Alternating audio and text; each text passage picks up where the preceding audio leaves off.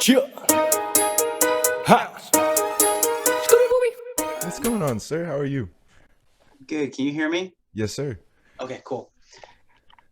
I don't really work these things much. Awesome. I'm That's good. How fine. are you doing, man? Wonderful, man. It's nice to finally meet you.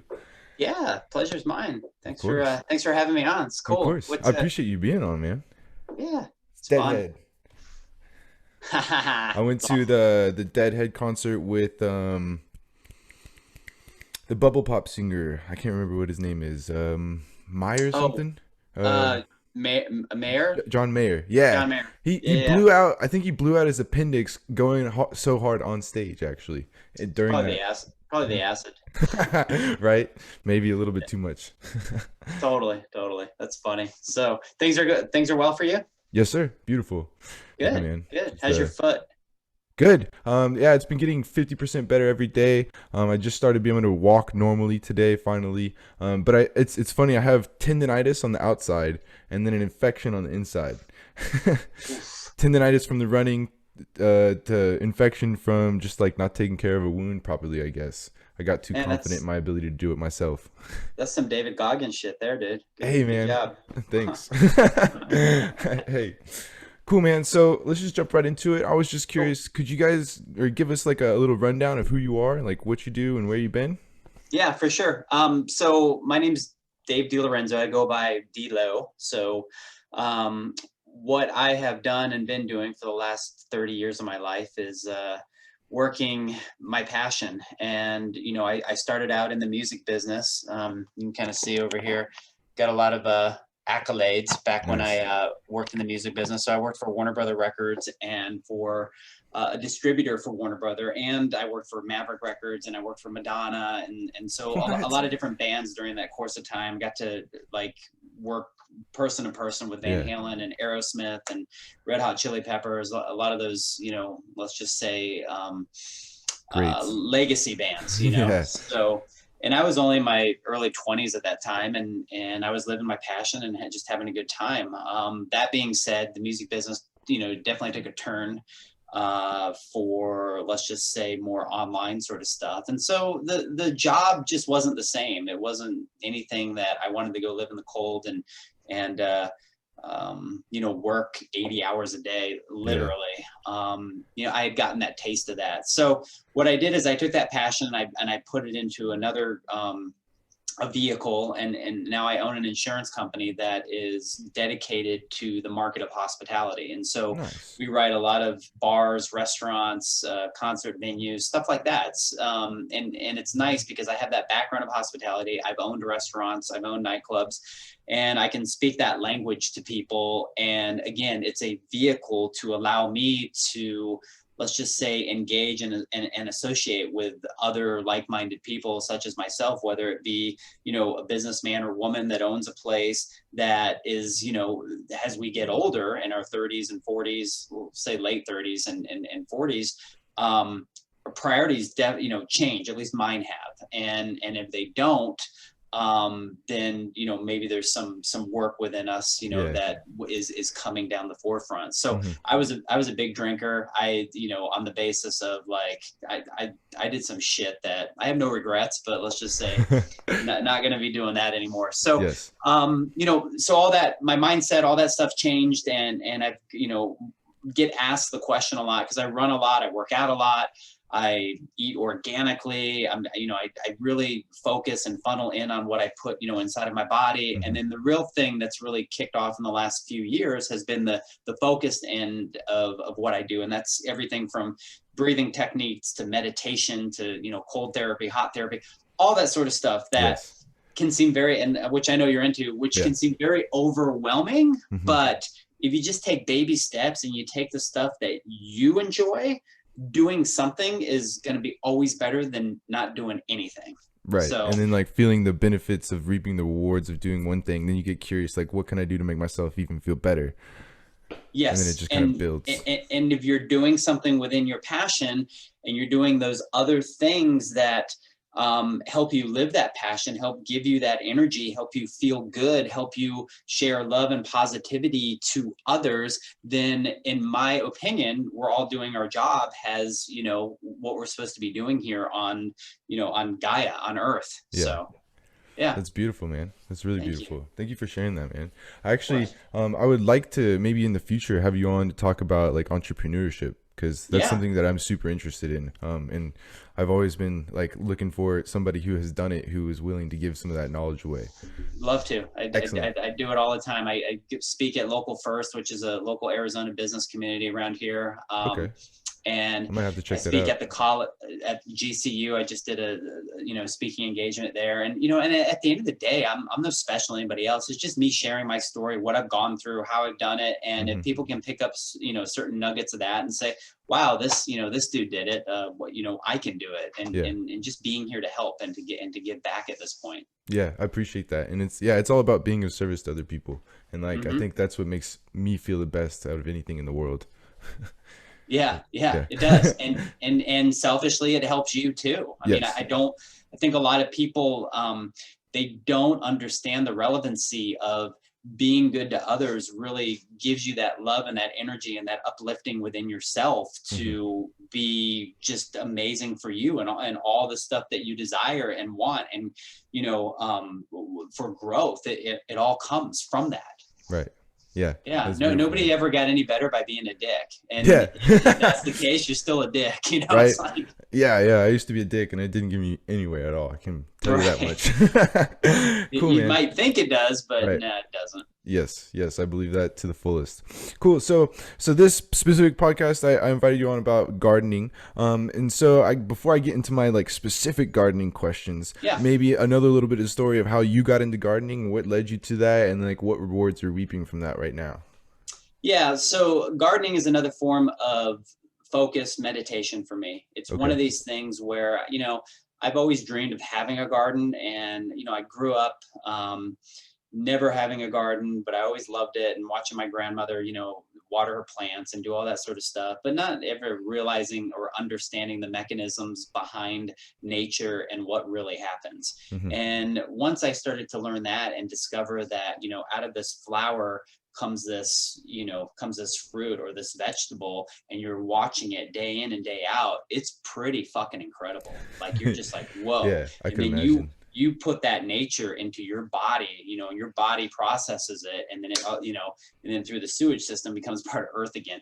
But that being said, I grew up, having a condo, grew up at my parents' house, this and that. So even though it was always in the back of my mind to have a garden, I never did have one. So finally, I was, let's just say, fortunate enough to find a wife, settle down, and do the things that I needed to do. And I got a nice house with a nice big yard. That was my Right. one biggest thing. I remember we were looking at houses. My wife's like, what about this one? And literally you'd walk out the back screen door and you'd hit a wall. I'm like, no, I'm not doing that, Yeah. all to be close to the kids' school. So we searched, and really I didn't give a shit what the house looked like inside, because I could always change that. It really came with, how much space. Now, you don't have to have a lot of space to garden, so don't get me wrong. For me, I'm kind of one of these all or nothing people, Mhm. probably why I had to quit drinking. So when it came to gardening, I wanted to make sure that I had room for some beds and to do some crazy stuff. But you can legitimately have a space this big Right. to really meditate and focus and watch. You're not going to eat a lot, but you're going to get the notion of what gardening actually gives to you on an energy level and an understanding and knowing why. So I just always something I've been into, got the house, started planting beds, and in the beginning was a lot of trial and error, and absolutely just fell in love with it. Right. That's cool, man. I'm actually super fortunate. I'm renting a house, and I have like a gigantic backyard with nothing but dirt. So, Yeah. and I've always I've been thinking about gardening the whole time I've lived here, but I've never taken the step into it because I think I'm overthinking it. And I'm worried about that trial and error. So I wanted to get somebody's expertise and somebody who had already gone through it and see if I could maybe start from a better place, So yes, you are correct. You're overthinking it. Yes. We all do, and I still do. Yeah. It's as simple as it can be as simple as, putting the seed in the soil and watering the damn thing, and knowing what time of year to put that seed in and what grows when and this and that. A lot of trial and error in the beginning. I do have a person that I have now hired to help me and help teach me, because we're only so smart, we can only Yeah. know so much. And so part of, part of my success is to bring people that are smarter to me into the mix. I mean, you get back to entrepreneurship and you get into my office here, I've got, 13 other people that are a part of the team that do things better than I do. I know what I Right. do good, so I live my passion through doing those things good. And then I bring other people that are passionate and bring that over. So with gardening, I had that, at first, I'm like, oh, cool, this big yard. And I went to Home Depot. I bought these blocks that all kind of, interconnect together. You drive the crowbar in, you get the wood, you slide them in, and you can see it on YouTube. I mean, you Yeah. can make a garden bed, you can buy one, do whatever. And then it comes down to, what kind of soil do I want? Well, of course, for me, it's always going to be organic soil. You want the really good stuff that, if you have dogs, they go out and eat it because it probably smells like, manure. Yeah. And so you put the soil in, worms in the soil, that sort of thing, getting dirty and understanding, what goes on with the nutrients within there, and really dissecting down on it. And I'll literally meditate next to my gardens. It's just an awesome feeling. So you do that, and then at first I went to the nursery, and I would buy already kind of the starter plants, Mm-hmm. which is a real easy way to start. So if you Right. just go and you buy the starter plants, and you take your hand and you dig your little hole and you put them in there and do this and that, even without a drip system, in the very beginning, I hand watered everything to begin, and again, a lot of stuff died, but a lot of stuff grew. I mean, I can share pictures where my first season, I grew cauliflower heads this big, Woo. broccoli coming Yeah, that's out, cool. Brussels sprouts. I mean, all in Arizona. I think that's another thing that people discount, is that we have some amazing gardening seasons out here, and you can really grow a lot of stuff. And so when I first started growing this stuff, I was completely amazed. I was like, whoa, I just cut off I had to get a machete to cut off this head of cauliflower that I'm now going to feed my family for dinner Right. for 2 nights, Mhm. I mean, it was just absolutely great. So once you get that momentum going, it's kind of like, when you're winning at something, you're just like, oh, I got to keep trying this and keep doing it. Yeah. And then as I got more involved, I realized that I wanted to have the drip system. I wanted to pay the money to know, really, to stop making so many errors, and just kind of realize, okay, I've got 8 beds around my backyard now. So it's nice to have somebody kind of help you, counsel you, and do that sort of stuff, and show up once every 2 weeks and be like, you may want to do this, maintain this, and now they're kind of just on their own system, where I just go out and I look, and like yesterday I pulled up the leaves, and there's a cucumber this big, Yeah. threw it in our salad, Saw there's that. a It's squash, beautiful. threw it in the salad. Yeah. That's really cool. So some specific questions. So for the bed, like, how do you make a bed? And is it, when you say a bed, is that above ground, or does that incorporate with the dirt that's already there? Yeah. I've done both. So, you can make a bed by going to Costco and buying the plastic shit that, you'll end up throwing out after a season. Or my first bed that I really enjoyed, I just went to Home Depot, and it's all, I mean, you can YouTube most of this stuff, but you just cut the wood, the size of the bed that you want. So if you want like a, 5x3, and if you have a couple beds, make sure you have space in between. I mean, it's all these simplistic things that Yeah. they sound simplistic, but when you're doing it, you forget about it. You're like, shit, I can't get over here to water the middle plants, Yeah. So you can I probably spent maybe $30 on, lumber and some blocks and some crowbars to knock the blocks in. And then you literally just slide in the boards inside, through the nudges of the blocks, and you make a square. Now, yes, you dig, the dirt below, and you don't have to dig too far, but enough to get it, softened up and get some of the rock out of there is rock there, this and that. You want to make sure you find a really good part of the yard that you can, dig a little bit, maybe dig. I think I dug like a foot, down, and then I just put some soil in, and you don't need that much room, because, eventually the roots will just kind of grow in. But by the time you're ready to pick your plants or whatever, it's not like these these roots are going down 10 feet into the ground. You know, Right. once the season is over for those plants, I generally will just pull out, you know, the leftover, you know, and just put that in a compost, you know, bucket and Do you let it. compost as well? Yeah, yeah, Cool, cool. Do you so yeah. do you so when you're making the soil, like preparing to put the seeds in, do you just take the dirt and compost and that's it? That's all you need? Do you need mulch, or are you buying any things, products from the store? I'm buying organic. I'm taking organic soil that I buy from like a. You just kind of right now I get it from my gardener because she's got a really good source. But before I would just go to one of the nurseries, and if it had it, like I remember the bag had a big frog on it, it just said organic soil. So Right. again, it's not anything you have to get overwhelmed by. You just kind of look at it and you do it, and just go organic when you can. But yeah, I just get Of those course. big bags of soil, open them up, and then plop them in there. And then yeah, you know, just kind of water it down, let it sit, and then yeah, you can just put the seeds in there. Make sure that you read the back of the directions and you space them out, because carrots may need more spacing than Brussels sprouts, and vice versa. So Interesting. yeah. Where does the compost play into the soil? Do you just mix it in with the soil? Yeah, the compost is just something that I have a bucket, and so when you go through like a season of you know, growing, having vegetables or whatever, and you're not utilizing that stuff anymore, I just put it in there and I just let it just kind of degenerate to almost nothing. Yeah. And sometimes I'll just, you know, throw that on top of the, mix it into a new soil that I'm getting ready to, you know, regrow some stuff on. And if you're doing multiple beds, you know, it's good to rotate that stuff, because you don't want to necessarily have nothing to pick, because, Right. you know, everything's gone that season. Yeah. Yeah. Cool, because I was just curious and pushing on that compost, because I've been composting all of my extra biological remains from all of my food for like 6 or 7 months. Yeah. And because I was planning on doing this gardening thing, and then thought about it too hard over and over again, and just never took the plunge. So I'm excited to do that Well, now. yeah, like anybody watching this, I am not a professional gardener. I Oh mean, no, I literally, this believe. is Yeah, a yeah, I understand that.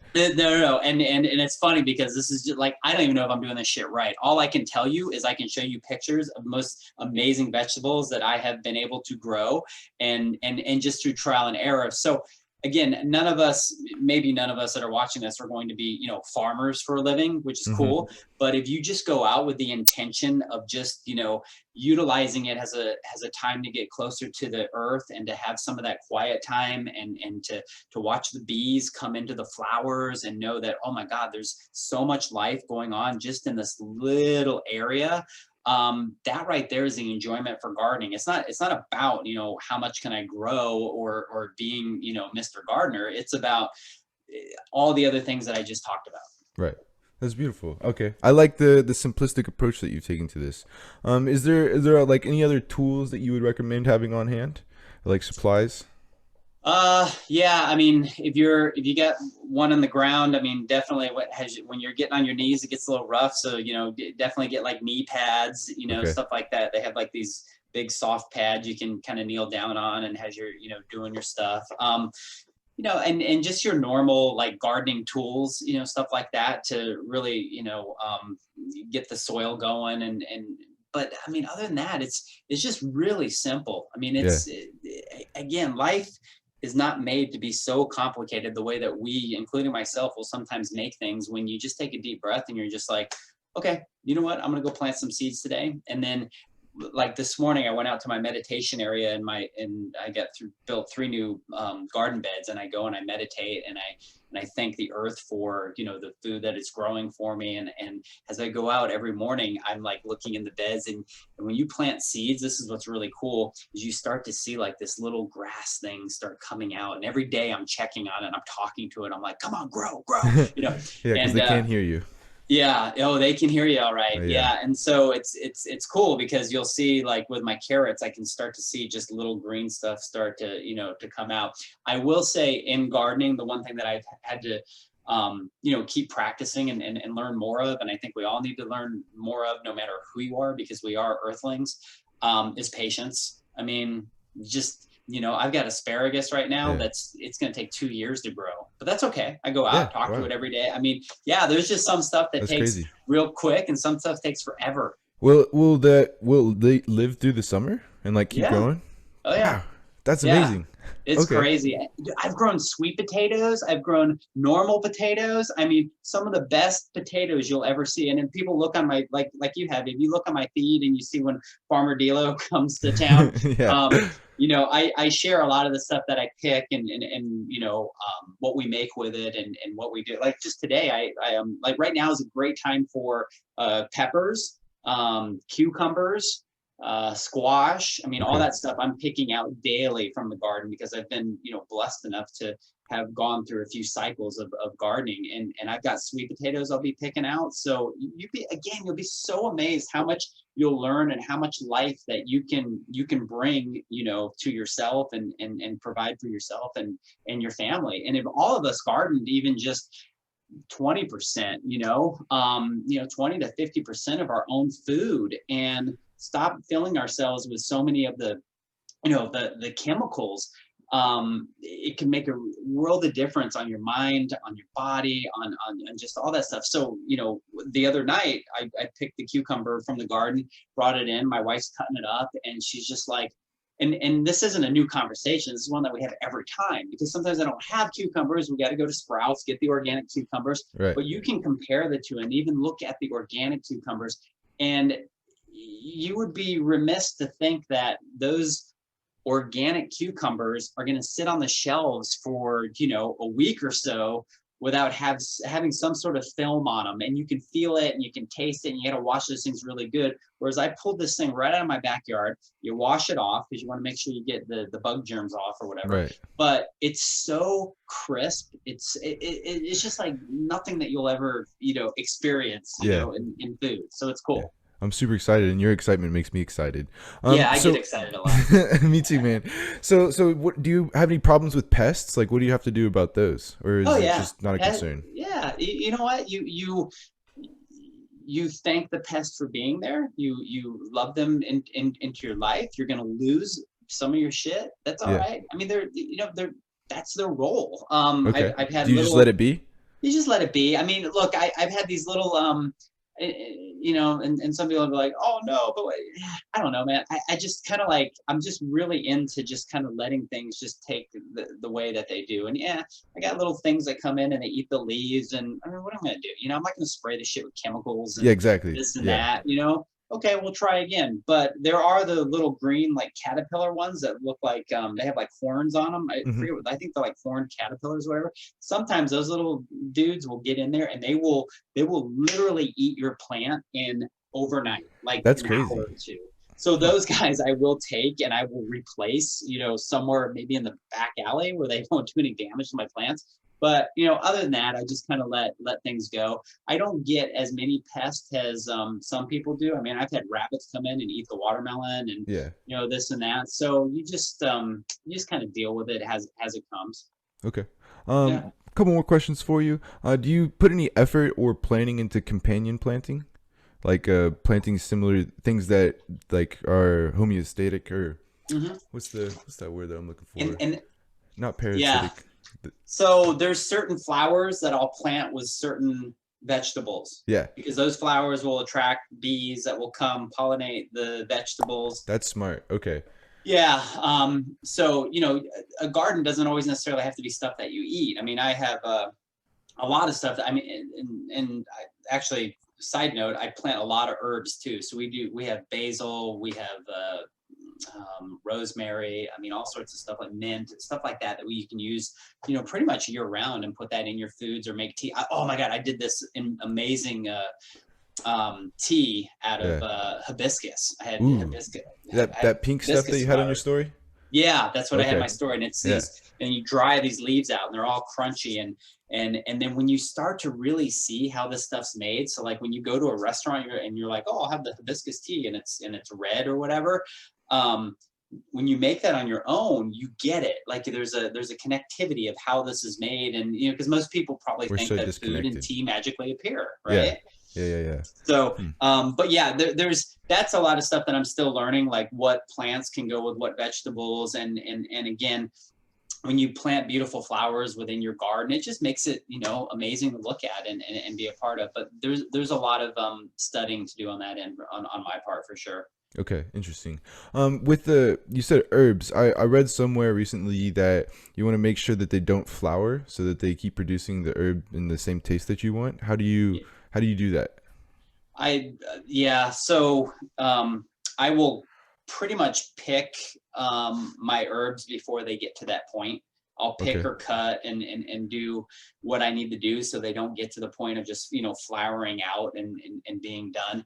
So it is important to, if you don't want to lose it, use it, Yeah. Right. and pay attention to your garden, pretty much every day, and just see what's out there. I mean, again, even if it's not an herb, you don't want like a, like a squash or, a cucumber to sit out there a week longer than it should, or else you're not going to, get it. Like I have a tomato right now that I know I have to pick because I'm watching it kind of, turn of being on the vine too long. But I was like, I don't want to eat this, right now. So there is a lot of timing and a lot of stuff that goes, because once they flower, they're pretty much done, for the most part. Still beautiful nonetheless, but yeah. And the other thing, sometimes you just never know. So I legitimately had a squash this big, and this big is probably like two rulers, like 24 inches, and like that thick. I mean, that was a squash. Jeez. I pretty Yeah. much shaved that thing, and I bought a dehydrator. Is that what yeah, Yeah. dehydrator. I bought one of those, and I took a mandolin, and I sliced all the squash into, these big circles, and I put them inside the dehydrator and just let that thing run overnight. And I had squash chips, and they were amazing. That's really cool. Man, Yeah. that's cool. So that's that. But keeping track of it like before it's too late to pick it, is that just part of trial and error, or is that Yeah. research as well? Yeah. I mean, that's trial and error too, because again, you're going to lose track of when I planted or how, unless you're out there every day documenting in a book, like, okay, this runs here. And still, that doesn't really mean anything to me. At the same time, you may have something that may bloom a lot quicker than something else that's on there. You could have legitimately two tomatoes on the same plant. One could be ready to pick, even though they were growing at the same time, and the other Hmm. one might still be green. It just, same with pepper, so you just trial and error. And it's not the worst thing in the world if you pick something that's maybe a little too ripe, let it sit there, but for me, the worst thing is to have something sit there for just way too long, have either the critters get it, or the thing starts turning black, or you just can't use it at all. So Yeah, that would suck. yeah. So what about weeds before and during? Do you have to like clear the weeds, and how would you best clear the weeds? Just like dig it up from the roots?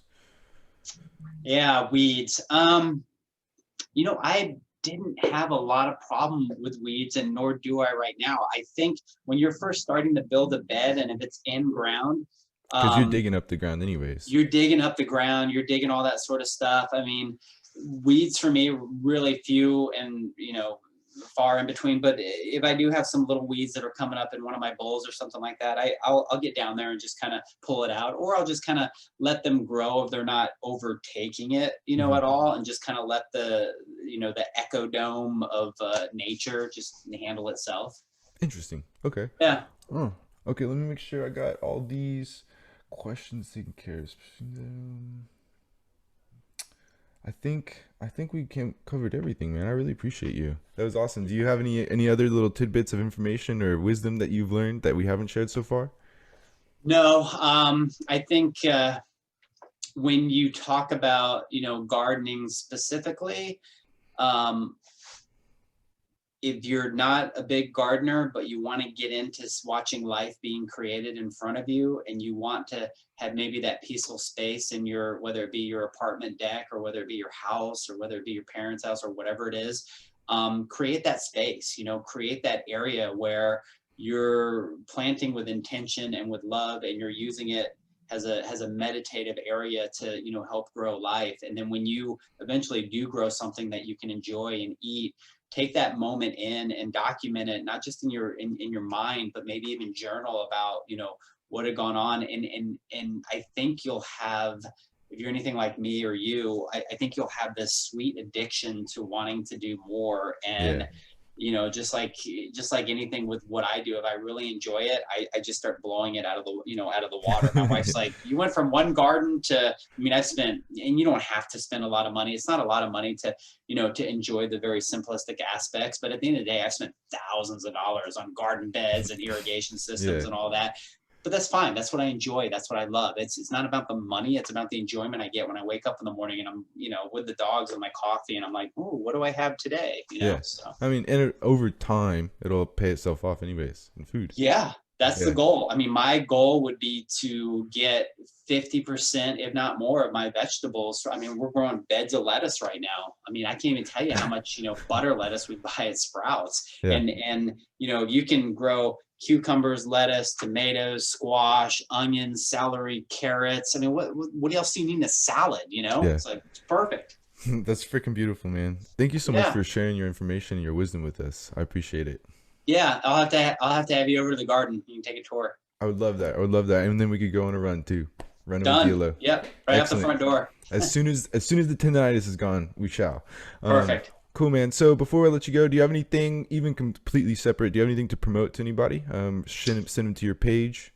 Yeah, I'd love to promote my page on Instagram. It's at I am the Delo, Delo, and really it's just a page of positivity, a page of everything from the entrepreneurial spirit to the focus spirit to the food spirit and to the fitness spirit. And so it's all these things that I do with my inner day that I share in a positive light to others, and if others can pick up any part of that and be like, that's cool. Or if they just like to follow me because my hair is all up crazy and I'm sweating and I'm just being a complete idiot. And it's a lot more fun than to go through your news feed of all the bullshit going on.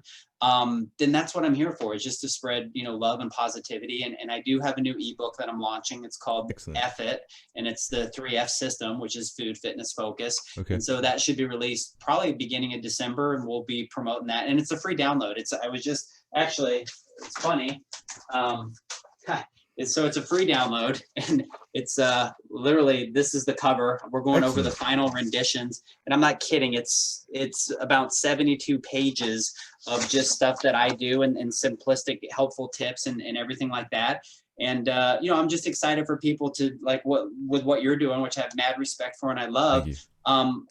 Yeah, I mean, I'm just trying to I guess unveil the curtain a little bit of my life in a very simplistic way of how I'm able to run a business, to run a 6:30 minute mile, to eat healthy and garden, and to find the time, which I don't have to find it. It's just part of my day, to meditate, calm the mind, and then be able to kind of redo that every day. I think we all have it in us, and we all have certain things that we want to be able to do, but maybe we don't take that leap of faith. So I'm hoping that this ebook and some of the other stuff that I'll be sharing on my site will help push people to, to find their 5 or 10 or 15 or, 20% from just an average dude like myself, that I'm not special, I'm not.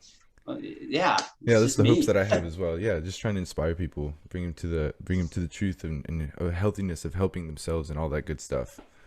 Yeah, exactly. So it's a beautiful mission, we're all trying to do the same thing, Yeah, man. I think there's like a large global shift in consciousness, and people are starting to wake up to actually what's going on and what they need to do to take care of themselves. 1,000%. I was at an event last night with a guy, Dr. Stephen Greer. If you don't know who he is, he's the guy that just did the Close Encounters of the Fifth Kind documentary that's on Amazon and getting a lot of play. So I paid to be in this group because I always like to check things out and experiment and see what's going on. But he has a thing called CE5, Close Encounters of the Fifth Kind, and it's an app, and it's where you literally meditate and supposedly, you can communicate to them and bring them in. I mean, this is all the crazy shit that I love to do, that I'm into, that's fun, that I think is entertaining for people if they're not into it. But if they are, then it's like, oh, here's another crazy dude I can talk to and just have fun with it, Yeah, that's what it's all about, man. Excellent. Yeah. I appreciate you being on, sir, and I hope you have a good one. I wish you the best. Namaste. Yeah, my pleasure. Thank you very much. It's awesome to be on. Sir. Excellent.